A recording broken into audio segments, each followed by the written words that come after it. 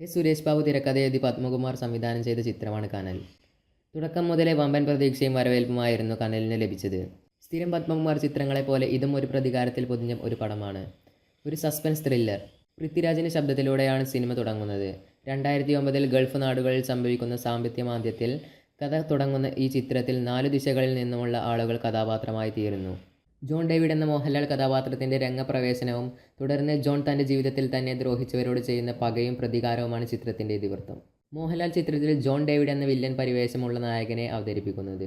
ഒരു വില്ലൻ വേഷം ചെയ്ത് മലയാള സിനിമയിലേക്ക് ചുവടുവെച്ച ലാലേട്ടൻ്റെ കയ്യിൽ ഈ കഥാപാത്രം ഭദ്രമായിരുന്നു. ചിത്രത്തിൽ അനന്തരാമൻ എന്ന മാധ്യമ പ്രവർത്തകനായി അനൂപ് മേനോൻ ചിത്രത്തിൽ വേഷമിടുന്നു. ഒരു ട്രെയിൻ യാത്രക്കിടയിൽ ജോൺ ഡേവിഡും അനന്തരാമനും കണ്ടുമുട്ടുന്നു. ആദ്യ പകുതിയിൽ ഇവർ രണ്ടുപേരുടെയും ഫ്ലാഷ് ബാക്കാണ് സിനിമയെ മുൻപോട്ട് കൊണ്ടുപോകുന്നത്. പൃഥ്വിരാജിന് വേണ്ടി എഴുതിയ ഈ ചിത്രത്തിലെ കുരുവിള എന്ന കഥാപാത്രത്തെ അതുൽ കുൽക്കർണി വളരെ നന്നായി തിരശ്ശീല എത്തിച്ചു. ഫസ്റ്റ് ഹാഫ് അല്പം സ്ലോ ആണെങ്കിലും ഒരു നല്ല ഇൻ്റർവെൽ സമ്മാനിച്ച് ഈ ചിത്രം ആദ്യ പകുതി നിർത്തി. പ്രേക്ഷകരിൽ ആകാംക്ഷ ജനിപ്പിച്ചുകൊണ്ട് ആദ്യ പകുതിയേക്കാൾ മികച്ചു നിന്നു രണ്ടാം പകുതി. ചിത്രം തീരുന്നതുവരെ സസ്പെൻസ് നിലനിർത്താനും സംവിധായകന് കഴിഞ്ഞിട്ടുണ്ട്.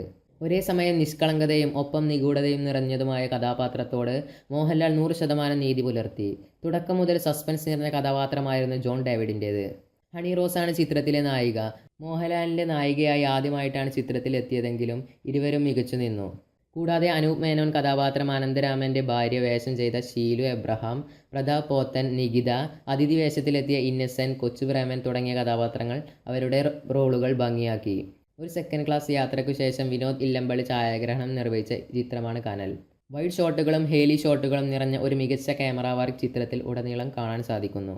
ചിത്രത്തിന് വേണ്ടി സംഗീതവും പശ്ചാത്തല സംഗീതവും ഒരുക്കിയിരിക്കുന്നത് ഔസേ ബച്ചനാണ്.